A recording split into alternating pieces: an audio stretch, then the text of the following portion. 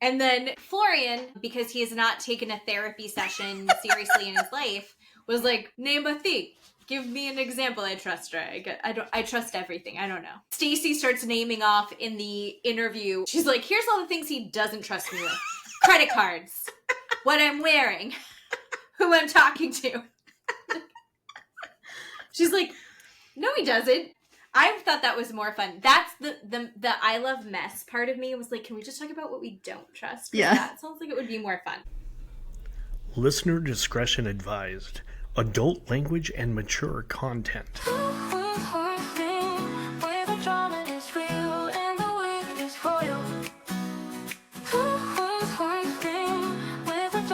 Good job. Hey everybody, it's Two Queens, One Screen. I'm Jen. I'm Keeley. And I don't know if you heard, but it's almost our birthday. Almost our birthday! Yay! So we got presents, and I got presents, and now Keeley finally opened her present. I did. And in honor of me, did you do it a day early? I did! Yay! Yay me! So, hooray for us. Birthday presents are the best thing. I got a new birthday present today from my friends. It's a picture of a cat hissing, and it says, I'm a delight. And unrelated, Matt also gave me a birthday present today that's a sweatshirt of a opossum hissing that says, first of all, I'm a delight. Wonderful. And they didn't even talk to each other. Wonderful. So I feel seen and understood. That's right. So this week, before we get deep into 90 Day Fiancé Last Resort, we'd like to get deep into a terrible birthday present. Speaking of deep, my dad called me, and actually he sent me a text message, is how I was introduced to this. I don't know how you were introduced to this, Kate. I got a text message from my dad, and it was literally just a screenshot where it's a Google search, and the photos are all glass butt plugs. And then I immediately got a call after that said, call me when you can. Great. This is great. That I feel like explains a lot about the comfort level of our family. He needed to tell me the story because he actually, when he was a younger guy, pre-driver's license, he went to go buy my uncle, his older brother, a gift. And this is in the, I'm assuming, late 70s, early 80s. Yes. Of Boise, Idaho, which I don't expect everyone to be familiar with, except for probably 90% of our listening audience. So Dad had taken a bus and jumped on the bus to go to downtown Boise to buy a Christmas present for my uncle. And there he realized very quickly it wasn't really the place to go shopping for a teenage boy to find a gift at Christmas time. And he spent a long time looking, ended up at something like a Hallmark store, I believe, and was looking around and found this one thing sitting on the shelf, and it is called a dexterity toy, which is an orb that comes to a point like an exaggerated egg shape on a little pedestal. And it is filled most of the way with water. And from the base of it comes a hook that is kind of in the center of the entire thing. And there are these little balls with like a hoop attached. And you're supposed to use this to try and get the little ball on the hoop connected to the hook. Mm-hmm. I think is a good explanation. If you don't have a video, you won't know. If you do have video, I'm showing to you now. This is what they look like. Yeah. But I think I actually have a real articulate explanation of that. So you're welcome. Keeley, can you explain kind of more what this actually is now that we know the history of it? It's a butt plug, everybody. That's what it is. And our sweet Mike didn't know that when he purchased it as a young lad for his older brother. And the story goes, I believe he saw it on the Facebook Marketplace, didn't he? For sale? Something like that, yeah. Or like was like, what do you think about these old toys? Like, yes. Weird old toys. But I guess that these are actually, you know, they didn't know that the internet was going to become a thing in this way. You couldn't just go buy a sex toy. Definitely not just like find it super easy in downtown Boise. So this is actually a way that they could put these things out in the general public, and it was like a down low way to get a hold of sex toys, is that they would be marketed as a dexterity toy. Yes. So someone who goes, oh, I was looking for one of those, knows exactly what it is when they're picking it up, but also unsuspecting young men buy it for their older brother. Absolutely. And then find out when they are 60 years old that it is. My favorite part of this story is that Dad is a really great gift giver. Mm-hmm. He really is. Like, when he finds the right thing, he's just the best gift that my husband has ever gotten from my dad. Mm-hmm. And I gave Matt children. Yeah, like some of the best gifts any of us have ever gotten have been from my dad. He's really good at it. And until he saw that gift has haunted him as a terrible gift. Like, what kind of gift is this?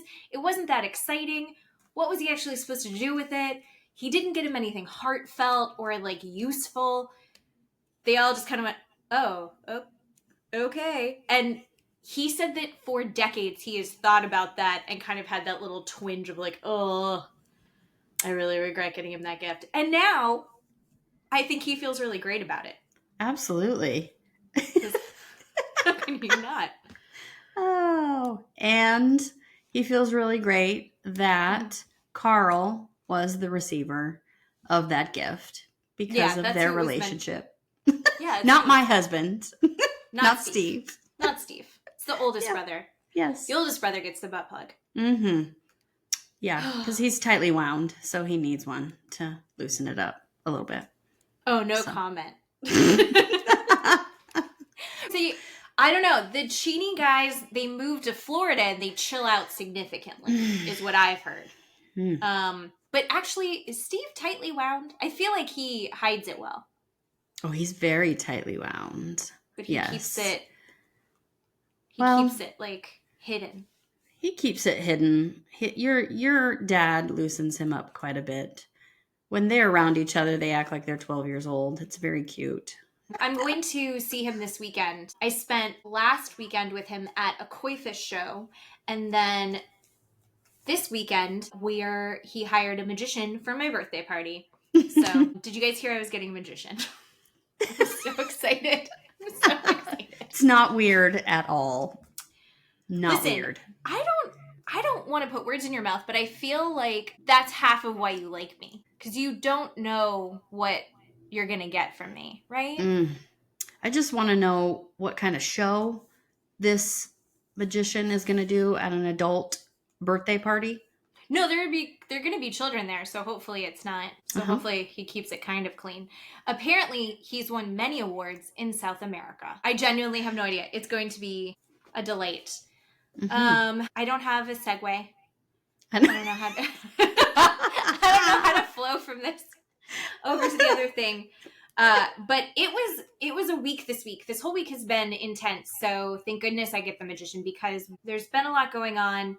And then last night I watched and took all of my notes for our last resort and then our Between the Sheets. And I if anyone can see, I'm writing in all the margins. There's so many things. It was a heavier episode, I feel like.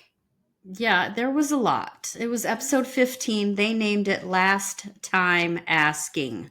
Oh, my Lord. Well, it's the fallout of the weird wild night of drinking. Again, weird wild night of drinking. No one's learned a lesson. There's been a couple fights, the big main ones being Jasmine and Gino, and then Stacy and Florian. But it's all coming to this end where we want to tie everything up with a nice bow, and instead I feel like everything is more frayed and confused than ever. Yeah. Where do you want to start?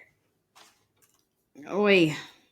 Do you even want to talk about them ending at the bar? Because I really wish they would have ended it last week, because it was very kind of short at the bar. I just don't know why they didn't end it last week with the 5 minutes or the 7 minutes that they had in the beginning. We see Julia going to confront Gino, and she says, look, Jasmine's not a cheater. And he says, yes, she is. And then the girls get into one van, of course. The boys get into another van, of course. But Julia steps into the van with the boys. Which had strong Sheena Shea vibes to me. Oh. I would rather get gangbanged by every single one of you than be in the van with that girl. Did you not have... That's what I thought of when Julia got into that van. That's what Sheena said. If you guys haven't watched Vanderpump, that's what Sheena Shea said in Vegas, because she's the worst. I just thought of Ari saying Julia wanting male attention. Oh, that's what I thought of. %. Yeah, because Brandon wasn't there, and I just thought of, well, she wants male attention. That's why she got in the van. Yeah, so she hops in the van with the boys, and then, Jasmine is boo-hooing in the van with the girls. Yeah. Into Stacy's lap. Stacy, who's just been completely convinced that her husband's cheating on her again. Yeah. And Jasmine's like, he called me a cheater and now I can't fuck Matt. And then she's like crying. And her and Darcy are just these little clips of useless phrases at each other. Yeah. Right? There's, we got your back, girl. Yeah. Hoes before bros. I'm here from you. You just let it out. The truth will come out. And you're just like, nothing that you're saying has any substance. You're just like, yeah. I would have so much fun with them, I think. Well, we have to be drunk. Yes. Have to be drunk. Done. In a second. Yes, please. I would love to hang out with them. I think it would be a shit show. And it wouldn't be my shit show, though, but it would be fun to be along for the ride. But yeah, the most depressing car ride home for the girls' car, where they're all trying to talk themselves back up to feeling empowered, but everyone's upset. And then Julia in the car with these dudes, and they're all talking about how Jasmine is cheating. Julia's like, no, she's not. And then she drops the bomb. Julia, the bomb dropper, who maybe needs to keep her mouth shut a little bit. And she's like, no, I've seen him. I met him. And everyone's like, what? Yeah. And they're like, what does he look like? And she's like, well, not like Gino. He's got big muscles. I did enjoy that Josh was like mine. And she was like, no, much bigger. Fucking douche. He's like, absolutely not. I don't believe it. He did say he didn't believe that Matt's muscles were bigger than his. Yeah. Stop it. There are other men in the world that have bigger muscles than you, sir. Just keep your shirt on. But that van was full of insecure men. As soon as she started describing Matt, the entire van just melted full of insecure men. And I find it quite entertaining. It was quite lovely to see. All of their faces just changed. Yeah. Well, did you hear what Rob said? When they were like, well, what does he look like? And he goes, he looks like another man. It doesn't matter what he looks like. He looks like another man. Oh, he just really? kept saying that over and over again. Okay. Like, okay. Pump Thank the brakes, you. Rob. No one's cheating on you. Well, maybe he is. Who knows? But what was interesting was that Jasmine also defended herself. And it was a very good point. Where she said, if I wanted to cheat on him, then I would have, and I might be skipping ahead, but this is just my favorite part of the episode. She's like, if I wanted to cheat on him, I would have already been cheating on him. I love Gino. I don't want to cheat on him. I'm trying to find us a solution. Yeah. he didn't know about Matt. If I wanted to be with Matt, I would just do both. I would have my gringo, who is my husband, who I love, and I'd have a gringo to fuck. American dream, baby. Right. Like, oh my God. And then she says, and then why would I out myself? Right. Why would I come on a show and out myself? That is the dumbest thing someone could have done. And she's right. She is absolutely correct. Why would she out herself? That makes zero sense. So all you men, just shut the fuck up. Just shut up. Okay, and I don't want to get called a Julia here or a male apologist. I will say Gino is upset because he feels like she's already created this attachment. This feels like an emotional affair. He's not wrong. Of course, she has, because he won't have sex with her. He won't pay for her groceries. He won't drive her anywhere. And that's what she said Matt is doing. Matt is taking her to and from the gym.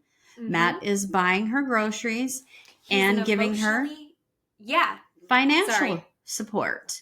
So crazy. I mean, I was a little surprised to hear that it's gotten that far. Matt is having to buy her groceries because Gino won't buy her vegan groceries, even though she's been vegan for 10 years. Right. If you know someone who is vegan, they will always tell you that they are vegan. They are checking everything to make sure that what they're eating is vegan, which is their prerogative and fine. However, Gino not getting her groceries that she can eat, that feels shitty. She doesn't have an income. Can't she not have an income right now? It's abusive. It doesn't feel shitty. It's abusive. That's what I'm saying. I don't think she can buy groceries for herself. Therefore, that's awful. Right. And then I think it was Reba. She said, it's understandable that Gino has these feelings and is having this defensive reaction, but this is all of his own making. Yes. She said that it's like he's saying, someone is taking up the space that I left vacated? How dare they? Right. Yeah. Are you kidding? Right. Yeah, so none of that makes any sense. And I don't feel sorry for Gino at all. Not even the slightest. And the next morning when they wake up, he says, "You break my heart." Over and over again. She says, "Are we going to this group therapy? Because you said last night we're done. We should be leaving like Benny and Ari. What do you want to do?" And he says, "You broke my heart." And then in between the sheets, Sophie says, "I feel bad for Gino." And Jasmine doesn't care, which I disagree with. Absolutely don't agree with that at all. Because again, this is his own making. He does this. He twists everything around and makes himself the victim. Yeah. He literally says, "I feel unwanted and unneeded. She's begging for you." Yep. And you are pushing her away over and over and over again. Yep. So I was, okay, with Sophie, the other thing, I think Sophie, again, is very immature. And I think that she's in that immaturity, kind of self-absorbed, and has missed half of what's going on with everyone else. Yeah. She seemed very focused on Josh because she was involved in that stuff. So she will be the first one to call Josh out in a funny way. Yeah. But I think she missed half of what was going on with Gino and Jasmine.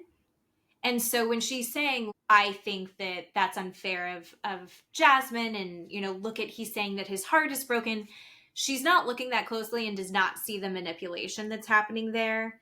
On top of the fact that she was like, she's lucky that I wasn't there because I would have snitched. I would have snitched immediately. I also would probably snitch, but I don't know that I would snitch if I had seen that situation, I would tell maybe my husband, and then I'd let him say whatever he wants to say, but I'm not going to go tell Gino. Right. Because I've seen what an asshole Gino Right, is. that's what I'm saying. I was thinking in my head, who are you snitching to? Right, your husband. Although, if you told Rob, Rob would be screaming it from a balcony. That's true. That's with true. his shirt unbuttoned. Yeah, they are a little bit of a mess. And I think that I think she's completely misguided. I think she thought she had a solution that is not at all going to be the solution to fixing the problem that they have. And I hate to give Rob credit, but Rob was like, these aren't the people that would work for. There are people that it works for, not these people. Those aren't the ones. Well, and I don't know that Rob is the person to make that judgment call. He is not a professional therapist. Mm-mm. He is not a person at all in a relationship that is currently working either. So shut the fuck up, Rob. What is your opinion worth? Nothing. So I think he needs to shut up too. On top of the fact that he is not going to be anybody's person who gets to decide where's the line between cheating and not cheating. Right. When I'm just responding to messages from strangers. Right. Yeah. No, I don't think so. Speaking of Rob and Sophie, Rob is done there. He is so bored and so irritated with everyone and so ready to go.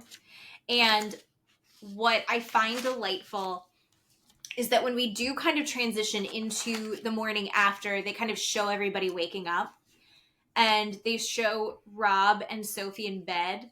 And Julia going, good morning, everybody. She's throwing open the curtains. She's climbing into bed in between them. And she's like, oh my gosh, good morning. This is what it's like to have kids and mommy and daddy play with you. He was done. Yeah. And I think that's mostly all that he and Sophie really offered this episode. They let Julia be a sounding board for a little bit because that's where I had kind of mentioned before that she had said, I am not going to stay in this country. If Brandon really is leaving today and we are going to get a divorce, I'm not trying to stay in this country. He's the only reason I'm here. Which maybe win-win for Brandon if that's true. Yeah. We also see Darcy and Stacy wake up together because Stacy is not going to sleep with Florian in the same room. She can't trust him. Yeah. So we get to see these women wake up somehow still in full glam, but in weird PJs. The thing is, so they've had this like sisters reunite. Darcy's plan, I genuinely think, went off like a hitch. Yep. I'm going to be honest, I do not think Florian cheated. I know that he's cheated in the past. I think this very specific scenario, Darcy spun out of control to make into an issue between Stacy and Florian so that Darcy's the good guy again. Yep. Which sucks. And Stacy, she's like, Darcy's a good sister and she will back me up. Yeah. She always has my back. And they do. I got your back, sis. Mm-hmm. And they're just throwing out all of these coffee mug bumper sticker lines at each other. Yeah. Right? Yeah. Nothing is real. It just sounds right. Well, we're family. Yeah. Family backs each other up. And you're like, all right. Stacy goes back to Florian to go have a conversation. She's irritated with him already. And one of the things that she says, I think she figured it out, what her issue was. And it was so clear. And it was the most articulate that I think that she's been with him. Mm-hmm. And I loved this conversation because she said, let's say that I'm taking your word on it. Because she asked him for all the details of exactly what happened. And he's like, I just walked her to the thing. She was drunk. And I just, we just happened to be going the same way. I wasn't taking her anywhere crazy. She lives in her building. What do you want me to do? I got her in the elevator. And she's like, you always are so chivalrous and you always love a damsel in distress. You're always helping. She's irritated about it. And she's like, but I love that about you. I actually really like that part of you, but I want to be the damsel. What about when I'm the damsel in distress and I want you to treat me that way? So she's seeing him give all this love and affection and tenderness. And we've seen him, we're like, oh my God, we love him. But he's not returning it to her in the same way. It's kind of like he's taking her for granted and she has to beg for it. And she just had that medical issue. She was in recovery and he was going out with Darcy and not staying home with Stacy and not thinking of her first. And she's like, I see you without really putting thought into it, being there for other people. And you're not doing that for me. I want you to have that for me. Not to mention, every time she starts to get emotional, he always kind of and pulls away and he's like, what the fuck is wrong with you? Right? The fuck is wrong with you? Stop. And she's like, you want me to chill out and be soft. I want you have to be soft with me back. You have to also do that. Those are so clear what she's not getting from the relationship. And I just really liked how she worded all that. But what if he is giving all of those things to her. We don't know. What if he actually is taking care of her when she was recovering and he said, I want to go out. Is it okay if I go out? And she's like, yes, I just want to lay here. Just leave. I want to be left alone. What if that did happen and we don't know? Because I say that because Heidi, in Between the Sheets, said Stacy has taught Florian that if he gives her crumbs, she will take it and then she will build this gigantic thing out of nothing. And so she is not soft with Florian at all. And how is it okay for her to ask him to be soft with her? It is not fair at all. She's not soft with him. She's not nice to him. She's not okay with him. And she expects him to do all that for her. She came in hot in that hotel room, immediately screamed at him. Immediately was like, what's wrong with you? As soon as she opened up the door. She was like, you're being aggressive with me. Yeah. And he was like, what the fuck are you talking about? Do you know what I wrote down when they opened the door? The room was clean. The bed was made and the room was clean. True. I did notice that. So I'm not saying that Florian is perfect or anything, but the man picked up the goddamn room, okay? That room was pristine. You got to give him some credit, but he winces and shudders when she loses her goddamn mind. And they said that back in like the first couple of episodes. He hates drama because she takes a teeny tiny little thing and blows it up into an extreme. That's what she does to him. But then she expects him to do all of these things that she's not doing. I don't accept that at all. She says, tell me you're sorry. And he says, okay, I'm sorry. And then she still comes at him. Okay, but I want this, I want this, I want this, I want this. And he's like, okay, here you go, here you go, here you go. They're sitting on the bed. And he keeps giving all of these things to her, and she's still coming at him. So, no, I completely disagree. I feel like it's really hard because how much of what he's doing is placating her or just patronizing the whole thing? Yeah, I'm done. I am sorry. Just because he wants it over. Because he is so avoidant with a lot of this, which really comes to light, I think, at therapy. She is so reactive. Darcy is so reactive. And it's weird that he has enmeshed himself in this family in this way when it's clearly something that he is not comfortable in those kind of dynamics. Yeah. But right? Don't you think, like, what I was thinking of when Heidi said she takes a crumb and Stacy blows it up into something huge. I was thinking about sandbox therapy when he did the family thing. All he did was a family, like a statue, a family portrait. Stacy blew it up into, okay, so my brother died and it was on this day. And there was a complete story behind the fact that he said, this is a picture of my family. And now Stacy has created a 700-page novel. You're right? not wrong. That's what I'm thinking. That's exactly what she does. Yeah. And I'm just like, holy Christ, this is what he's used to.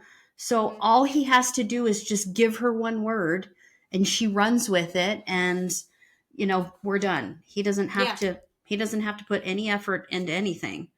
I think that's an interesting take on it. That makes a lot of sense. I'm not mad at it. It was kind of the morning of, so Gino and Jasmine's like, are we going to therapy? Yeah. And then you had Julia and Brandon basically say the same thing. Yeah. So Julia goes, Brandon's packing his bags. Ugh.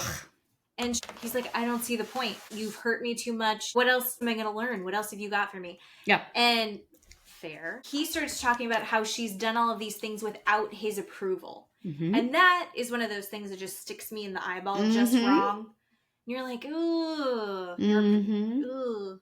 It's without having a conversation with me about it, without talking to me about it, without working with me. Yep. Any of those things, without looping me in. Sure. Yep. Without Yep. my approval.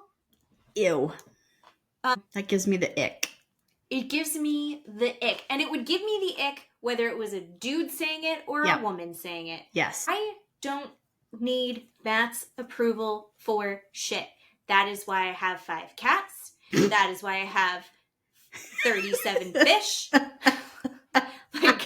Right. Right? How dare you? Yes. Also, Matt doesn't need my approval. Right. That is why on the other side of this camera is a wall of toys. Right. Not sex toys, people. Not sex toys. There are a couple dexterity instruments, but we lock those away from the children. Yes. No. But could you imagine being like, what do you need approval from your spouse? You have a conversation. Mm-hmm. You are a partnership. Yeah. You should be collaborating on. Yeah.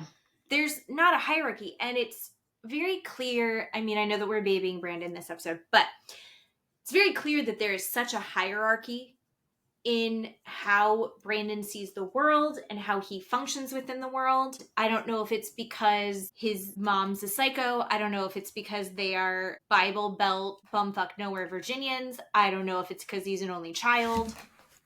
You did it. Is that the one? You did it. Yep. I think there it is. Yeah. I don't know if it's ding, because ding. his face looks like a turtle. There's so many reasons. Yeah. I'm not a fan of Brandon. I want to like him. I want to like him so bad, but he just keeps fucking it up. So I didn't like that. And then Julia, she just reels him right back in. And she's like, you're just running away. We need to give this one last try at group therapy. And it was like, I honestly watched her have that conversation. And that's the kind of conversation that I have with my son, where I'm like, Sam, you don't want to do this. I totally understand, but we're going to go. And we're going to try. And if you don't like it, we never have to go back. But you are going to give it one good try. Yep. And I want you to see, I need to see you put in your effort. Yep. And then if it's not your thing, it's not your thing. That's fine. Yep. But we're going to go do it. And he goes, okay. Yeah. And Sophie had a good point in between the sheets. When she was watching that clip, she said, out in public, Julia seems to be the one wearing the pants in this family right, in their marriage, right? That's the vibe they put out. But it seems behind closed doors that if Brandon doesn't get what he wants, then he throws a little man tantrum and ends up getting what he wants in the end. So if he doesn't get his approvals, he throws his little fits. It just occurred to me, do you think that is why Julia brings things up in public? 100%. So that she has other people to go, that's a reasonable request. Yes. Before he has a chance to go, absolutely not. Absolutely. Because I thought about family therapy. Mm-hmm. She's talking about her parents and the visa, this whole problem. And what did Brandon do? He threw her under the bus and ran away. So the moment something happens with him, like he looks bad in front of his parents, he can't handle it and he leaves. That's what that was. And he can't have that. He can't not be in control. He can't look bad, especially in front of his parents. Oh God. Well, no, he is a golden child. Mm-hmm. Right. And only children, that's what it is. It's all about them. And don't come for me, people, because I have a child. I have an only child, and she will say, look, it's all about me. Her husband has to be like, okay, honey, like there are other people in the room. She'd be like, oh yeah, sorry, never mind. Not about me. Right. She's not used to, Yeah. The dynamics of growing up an only child. Not used to it. Yeah, it's a lot different because you're not having to share. You're not having to negotiate things in the same way that you have to when there's, I agree. When he does say, you're not going to drop any more on me, she's like, I'm just trying to be open and honest here. And I want you to do the same thing. I want you to be able to tell me everything at the same way. I just don't think he has anything that interesting. He's like, no, my whole world is hanging out with my mom. 100%. And then hopefully occasionally getting laid. Like, gross. I don't think he thinks beyond that. Sorry. Ew, speaking of getting laid in that gross clip for next week, I am not. With the mask, the sex man. Oh. Yuck. So we got to see a clip of Brandon really letting loose In sex therapy. in sex therapy, and he is wearing a full leather dog mask, and he's very uninhibited. Mm-hmm. Just using a whip and saying that he is sex man, and he is feeling in his power. I'm very curious on how we got there in 24 hours. In front of people, too. Right? In front of people. Yeah. Like, what is he on? What did they slip in his drink? So we'll find out next week. That's probably Joseph, not Brandon. Joseph. But that's in front of the therapist, too. Mm-hmm. Well, and then we have Josh and Natalie, but really we only see them during the therapy. Yeah. So true. The therapy was great therapy. Yeah. There's a couple missteps because you and I are hypercritical. But it's acknowledged by the therapist, so we're fine. But the therapy this week, it's group therapy. They've got the remaining couples there, and it's Heidi, who we like. Yes. And Messy James, the therapist. They're talking about trust. Yes. They want to talk about trust and how that works. And I think they should have talked about this a lot sooner. Yeah, at least 4 episodes ago, at least. Especially because this is like solid therapy. The premise of it started with the icebreaker for the trust therapy. Name one thing, big or small, that you trust about the other person. Just anything at all that you can say, I trust this about that person. And my favorite one, just because Rob has such an emotive face. He says everything with those eyeballs. They were saying, Sophie, what's something that you can trust with Rob? And she says, I trust that he will always take care of our son. And everyone's like, what? Oh, she means their dog. Yeah. And he was pissed. I think rightfully so. I mean, come on.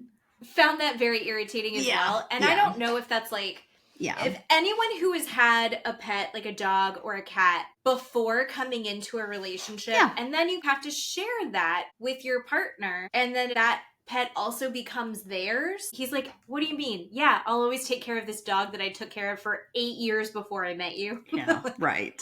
He was like, she threw it away. Sophie was not as great about this as I think she could have been. Florian and Stacy. Stacy was like, I trust that he's a protector at heart and he will always put me and my family first and will protect them. Triangulate.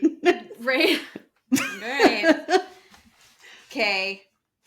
And then Florian, because he has not taken a therapy session seriously in his life, was like, name a thing. Give me an example. I trust her. I trust everything. I don't know. Stacy starts naming off in the interview. She's like, here's all the things he doesn't trust me with. Credit cards. What I'm wearing. Who I'm talking to. She's like, no, he doesn't. I thought that was more fun. That's the I love mess part of me was like, can we just talk about what we don't trust? Yeah. That sounds like it would be more fun. That was awesome. Jasmine and Gino. I don't remember what they said. Gino says that I most trust. important one. Yeah, that Jasmine loves me. And Heidi, I love this. In between the sheets, she called herself out. Mm-hmm. She said, that's fucking bullshit. I really wish we would have stopped and talked about that. We just glossed over and said, oh, that's so nice, Gino. And we went on to the next person. Mm-hmm. And she said that absolutely doesn't make any sense because he is going around telling everybody that's why he's withholding sex is because of the words that Jasmine is saying to him. Mm-hmm. And if the words that she's saying are not I love you, then what he is saying that she loves him doesn't make sense. So he can't say that. Right. Yeah. She was like, he's blowing smoke up our ass. Yeah. So Natalie and Josh. Oh, Natalie and Josh. The chaos that these two are is so delightful. Mm-hmm. Natalie, she trusts that Josh is a genius. Genius. Genius. Genius. And they're like, oh, so you're saying you trust his decisions. That's great. That's wonderful. That's big. No. No. Which Josh. everyone groans at and rolls their eyes. And Jasmine was like, if Josh is a genius, I am Albert Einstein. I'm Mary Curie. She goes, Nobel Prize Jasmine. Right. He's a dumbass. There's no way. No. Mm-mm. Yeah. But anyway, so we get to hear what everyone trusts in the other person, and most of it is whatever. Mm-hmm. Did we do Brandon? Brandon and Julia, yeah. Brandon and Julia. I liked hers because I thought it was fairly relatable. Yeah. She was like, I trust him to drive the car. Yeah. She's like, I think it's a little thing, I don't know, but like I trust him to drive the car. I can relax, I can take a nap, I can play on my phone. I trust him to drive the car. And James is like, no, that's huge. You trust him. That's safety. You trust him to keep you safe. And she's like, yeah, he doesn't trust me. Like, and then they show him in the interview and he goes, yeah, Julia has failed multiple driving tests. She's like, yeah, I was driving and I misunderstood something and the driving teacher was like, what the fuck? And had me pull over. Oh, I was a terrible driver. Like, really bad. It's not funny how bad of a bad driver I was, but I was scared of driving for a long time, and I didn't get my license until after I had my own apartment. Oh. I had roommates. But, like, until I moved out of my house, I did not have a driver's license. And the day that I got my driver's license, my dad had already bought me, oh my God, Dad gives good presents. Dad got me a little Honda Civic. And it was so cute. And my friend drove me in my new car to the DMV. And I went and I took my test. And I passed that test with flying colors. He was so nice. Then I got my license and I took a really good picture. And I was so excited. And then I hopped in my car and I made a right-hand turn out of the parking lot, and I called my dad on my cell phone to say, Dad, I just got my license. And in that moment, I drove my car under a semi-truck. Oh my God. And it bopped me around and crushed my car up and flew me out the side. And then I tried to call my dad back and I was like, Dad, I just crashed the car. And my dad's like, okay, Jen, I'll talk to you later. Yeah. And I was like, no, I'm serious. So then the cops had to call my dad, and my dad was like in a meeting. And then he was like, oh, shit. And then he got me another car, another Honda Civic that I really liked, that I slowly beat up over time. Lots of fender benders, lots of little bumping into things. I lost my back bumper to a Coke machine at Tyson's Corner Mall. Horrible driver. And my stepmom actually set me down. And this was like a pivotal moment for me. She was like, you are going to kill someone. This isn't okay. This isn't funny. Get your shit together. And that shook me. And I then became a much more diligent driver. And I have only got in car accidents because of other people. I haven't been at fault in like 15 plus years. Nice. So Julia might become a better driver. Yeah. Maybe. For sure. That's the moral of the story. Are you a good driver? I've been in the car with you. I'm a very good driver. I got my license at 14. What? Yep. Oh my God. Yes, way back when here we could get our license at 14, and I was not very good at 14. But when we had to take our driver's test, it was over at the fairgrounds. And we had to drive in reverse at the fairgrounds, but we were with other students. We were with about 5 other students, and the instructor was up in like the box over, doing like calling down like overhead with the microphone, telling us what to do when we were driving in reverse. And I could not do it. I was out in the field. I was in the field. I could not drive in reverse on the track at all. I was terrible. They finally had to stop everybody. They came out to retrieve me, the driving. One of the instructors came in and they're like, yeah, you can't do this. You're terrible at it. We're going to get you back on the track. I finally passed. I got my license, but then I couldn't turn left. I was having trouble with all my lefts. So I never went anywhere that took a left. I would always drive right everywhere. So it took So me you just twice go the as long long way to get places. And then I Sure. was very scared pulling into parking spaces. So I would always park way out wherever in whatever parking lot, Walmart or Albertsons. And so I was always way far away, but I was 14. So I was never parked near anyone because I didn't want to hit a car. That feels very sweet and like respectful of others. Yeah. See, I got mine at 19. I just rear-ended everyone. It was the worst. It was great. Oh, well, good for you. Yeah. So anyway, so Julia's a bad driver. Brandon does not trust her to drive.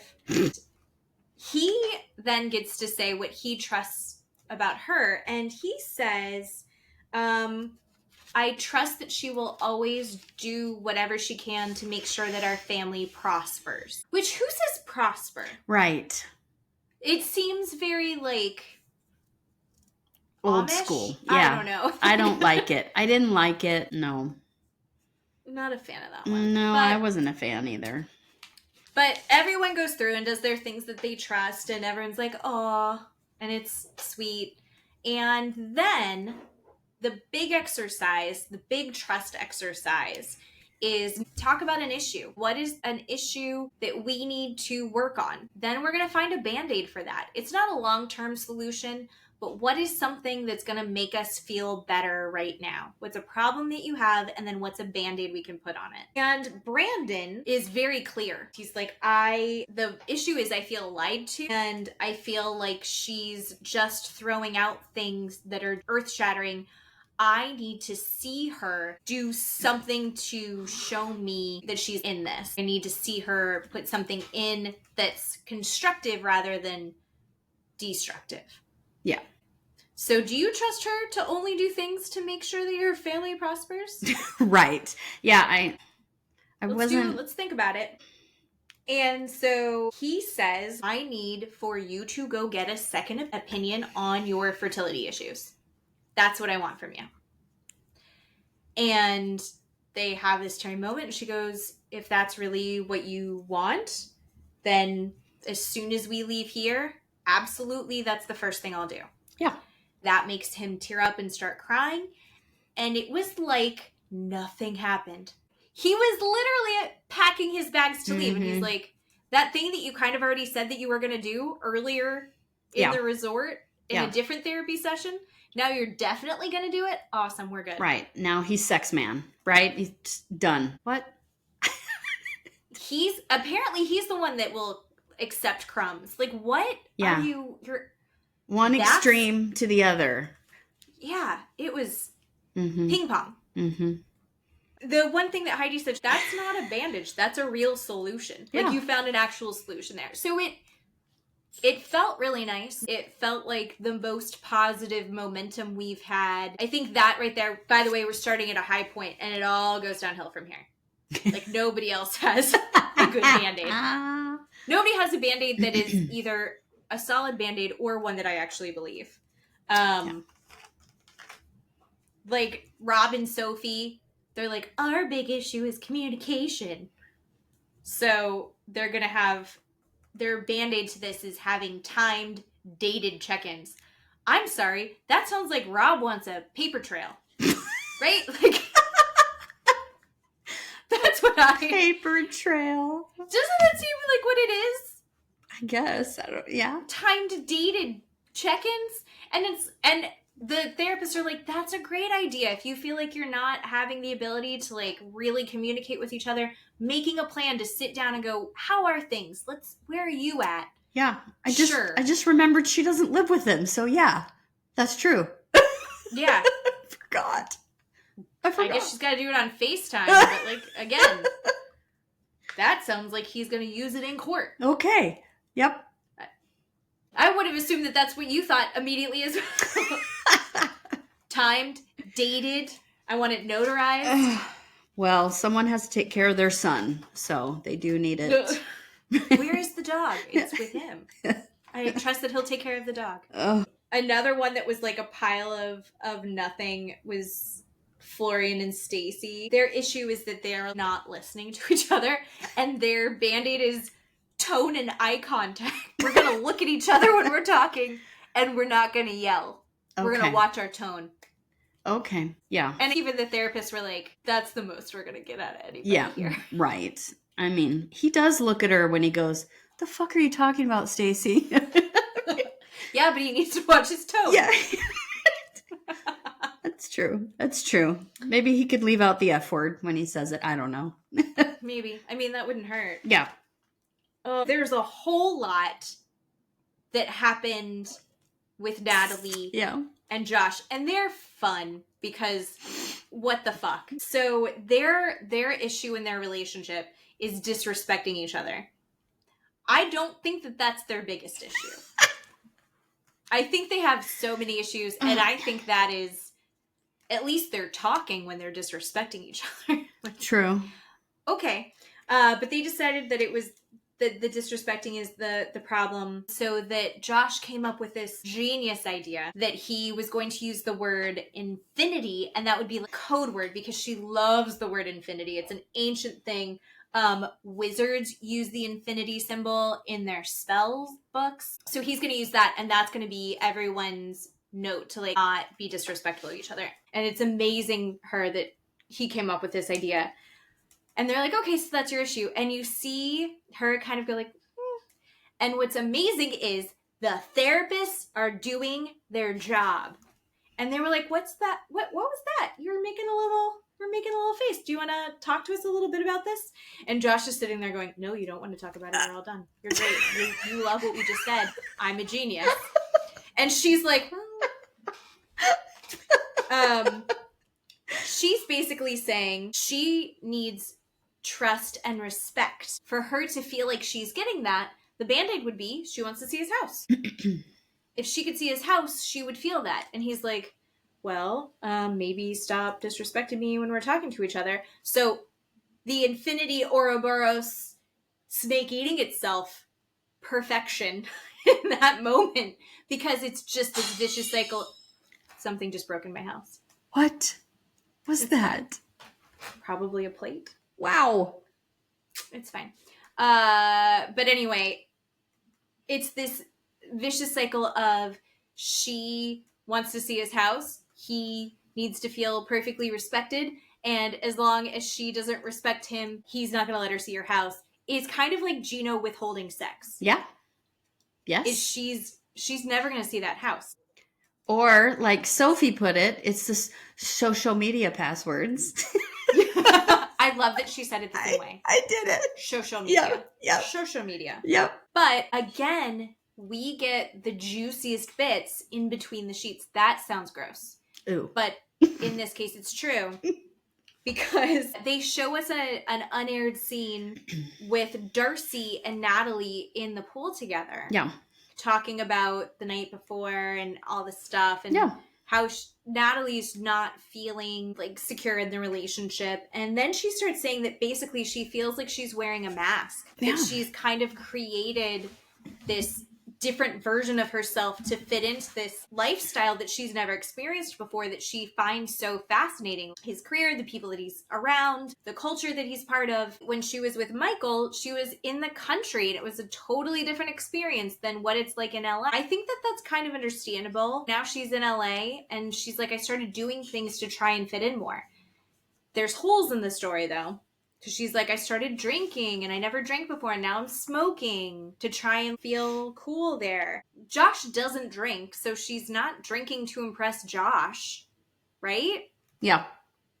And he doesn't, does he smoke? I don't know. He doesn't seem like, I think he's like, I'm not really into that. So she's kind of like lying to Darcy. She's spinning this story and convincing herself that that's true in a way. Maybe the people he hangs out with do those things. I can see that. Maybe. The other juicy tidbit that we got from Jasmine, I think Sophie said it, I think Ari said it, basically is that Josh has a live-in girlfriend. that is not Natalie. Mm-hmm. And this live-in girlfriend is involved in his work life like Natalie wants to be. She's involved with his kids like Natalie wants him to be. And they have an open relationship of sorts.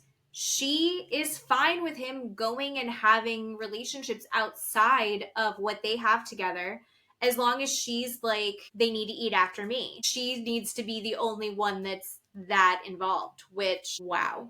And apparently, she is basically a younger version of Natalie. So, super judgy Josh is basically living the life that he's telling Gino and Jasmine basically not to live, and that it's so disgusting and horrible to live, and lying bold-faced to Natalie.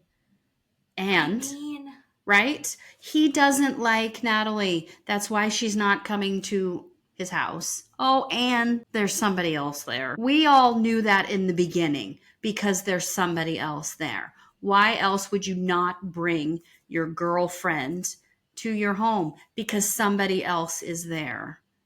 That's why. I mean, I had genuinely thought maybe Josh is a poor. Like, maybe Josh is putting on this big show and this big front for everybody. The truth behind the curtain is that the Wizard of Oz is there's no clothes or whatever. You know what I'm saying? Mm-hmm. That's too many metaphors. But I think that there's something going on there that he's like hiding. And I thought it was that. I thought that he was just wildly less impressive. He's renting this car. He's putting on this whole show. None of this is real. He's drawing on his tattoos with magic markers before he meets up with everyone. But yeah, it's actually that he has this girlfriend. We think allegedly. Yeah. Mm-hmm. Yeah. It's funny because there's no solution there. It's not going to get better. And again, we have heard little tidbits that he's going to reveal his real girlfriend at the reunion. Yeah. So fingers crossed, everybody. I'm excited. Oh. And now our favorites. Gino and Jasmine. God love her. I'm Team Jasmine in the end, guys. Yep. I didn't know that I was gonna feel this way, but I really, really am Team Jasmine. They had this long conversation in the hotel room where she's like, do you want to go? Do you want to try and give this one more chance? I don't want this open relationship for myself so I could just get everything I want. I want this for both of us. He was like, well, what if I just went and had sex with somebody else? She's like, if that's what you want to do, we would talk about it. We would negotiate it. We would have that conversation. For someone who is thinking that that's a real solution, she's putting out her case, I think, really, really well. But he doesn't want that. No. Because, again, what is the most important part of these open relationships? That you have trust and communication and that you are secure and can keep your jealousy in check. And neither of these adults have those skills. So when they get to therapy and they do their what do they trust in each other, the biggest issue for Gino is that he doesn't feel like he can trust her and he doesn't know where she's at. There are times that she's out at all hours of the night, times that she goes to the gym and spends way longer there than she should, which I've been to the gym with a professional pole dancer, and she's there for like 3 hours at a time. Mm-hmm. And she's doing that every day. So there are some people, and I think if you look like Jasmine, you probably have to be there all the time to maintain it. Yeah. Especially if you've spent that much money on it. Yeah. Like you've probably, and if they put them in upside down, you've probably got to do extra work to keep them in place. Yeah. So he thinks that the solution, the Band-Aid, is he wants her location to be turned on. I want to know where you're fucking someone else. Oh my God. Right? Like, how is that going to make you feel better? Having more information while she's sleeping with someone else, that's what's going to make you feel better? That seems cuckoo to me. Have you ever, since we've had this technology, had a boyfriend where you've had the location and you've watched it? Like Sheena Shea, you've seen everybody's location? Never. I have never had that in my entire life. Ever. I think part of it might be generational, although I think I'm the same age as Sheena Shea. I do know people, I'm not going to name any names, but you know who you are. Whoa. Who expect everyone to share their location and check all the time, which I think is an invasion of privacy. Yeah. Matt has my location. I have Matt's location. And I will tell you why. I need to know if it's too late to call him if I want him to actually get me a Snickers bar before he leaves Target. I need to know if he's left Target or not. That is literally the only reason that I ever use it. How far is he away? Did he already leave the store? Because I definitely forgot to ask him to grab me something. That is 100% it. And I've done it 20 times. Do you have Steve's location? Well, Steve doesn't have... Steve has a flip phone, y'all. Like, it's the one that looks like a hungry hippo. Yeah. We're talking Nokia from, I don't even know, 1991. People, help me. Help me. I can't. He lives in a parallel universe where he does not have everything in his phone. No. When he texts, I've seen him text. Beep, beep, beep, beep, beep, beep. He's got to hit the button 3 times to get the letter E. It's horrifying. Horrifying. It's the slowest, most painful thing. Yeah, no. But I think he likes it. He wants that. He absolutely does. For himself. But which I've seen him on the iPad in the evenings. I think his life would be ruined if he had Facebook Marketplace on his phone. Fuck, he would be walking around like this and run into walls. He'd get run over. He'd walk right into the street and die because he couldn't put it down. He would never if he didn't have the limitations of it's nighttime and people aren't going to be answering his emails. Yeah. Your house would be a hoarder's home. Yes. I think. Yes. Love you, Uncle Steve. 100%. But I think that he is making the right choice for himself to not have that kind of phone. But at the same time, there are some things that you're missing out on, like you better fucking answer your phone so Keeley knows if you've left Albertsons or not. No, here's the problem. I turn into his goddamn secretary because that's true. He goes, well, can you look up what time the movie starts? Can you find out where this thing is? Can you see how much this costs? Bitch, I don't work for you. Like, no, I can't. No, get a real phone. Do it yourself. Call them. No. That's what happens. And we get in so many fights over that. I'm like, no, I'm not doing it. I'm not doing it. I don't work for you. Get a real phone. And people do that. We're out. We are out in public, at a store, at movies or whatever. And they say, can you look up or look at this or something? And he pulls his phone out. And people are like, what is that? And so then I have to look it up. And they're like, why don't you get a real phone? And he goes, I don't. I got hurt. And I'm like, no, I don't work for you, dude. No. So I'm not a terribly tech literate person. Matt is more like he reads the instructions and I go, I'll figure it out. And then I usually don't figure it out. And then what's made it great is then I always have plausible deniability. So I get to be Steve and I'm like, what is it? And then Matt's like, oh my God, I'll just do it. So I'm Steve and I have the cell phone. So Steve, there's ways to work the system. Oh God, don't say that. It's terrible. 100% terrible. No. It's so awful. No, I have never had to ask someone to share their location. I would never do that. And I was cheated on. I was married to a serial cheater. And we had cell phones back then where I could find his location. And I absolutely did not want any of that. I mostly resent the location technology. Yeah. I think it's great for having kids. I think it's great for like find my phone if it got stolen. Sure. Mm-hmm. But mostly if you lose your phone, you lose your phone. Or like Dateline, if you're murdered. Come on, all of that stuff. Or it's good for murders. Yeah. I mean, it's bad. Right. For murderers. It is So I guess that makes it good. Yeah. But yeah, hard times. That's what Gino decided would be his solution to all of this. And that maybe he could be more open to the open marriage if that was something that was going on. Which 20 minutes ago, he was like, you're a cheater. Yep. I can't stand you. Yep. You've broken my heart. Jasmine, you can see, is just whiplash. Yeah.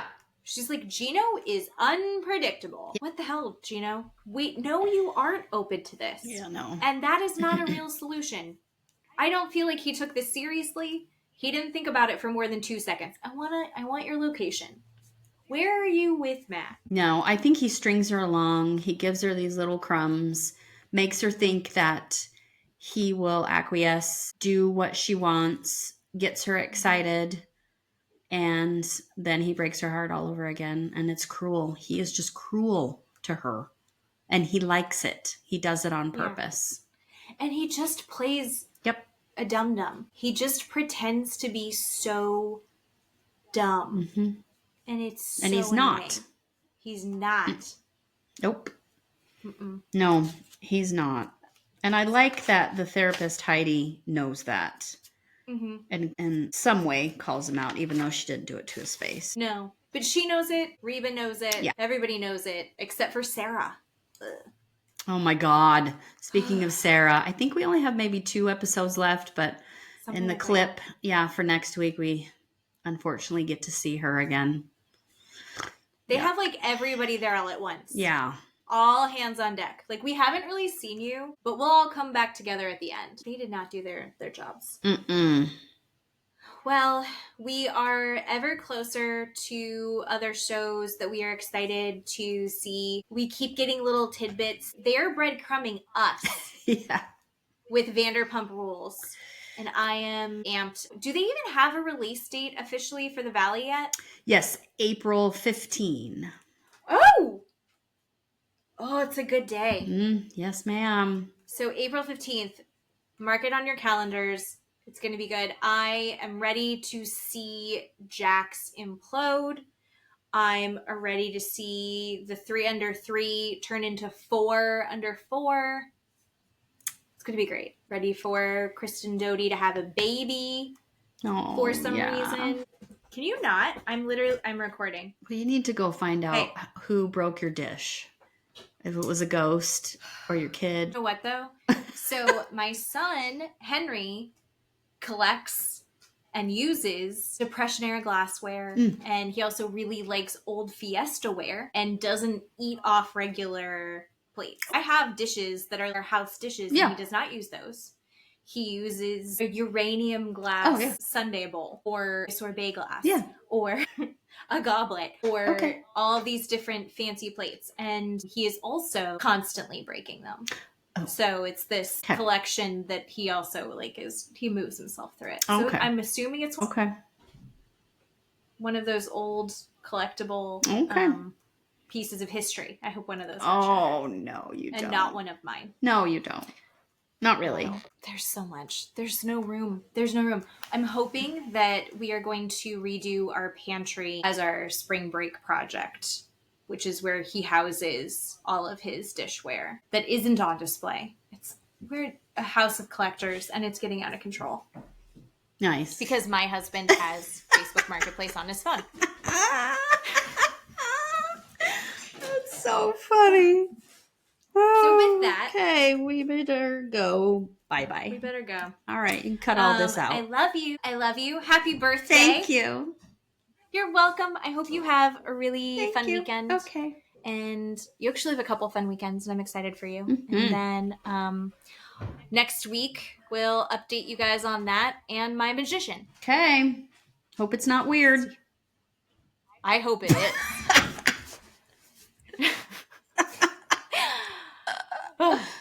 All right. See you next week, guys. Love you. Bye-bye.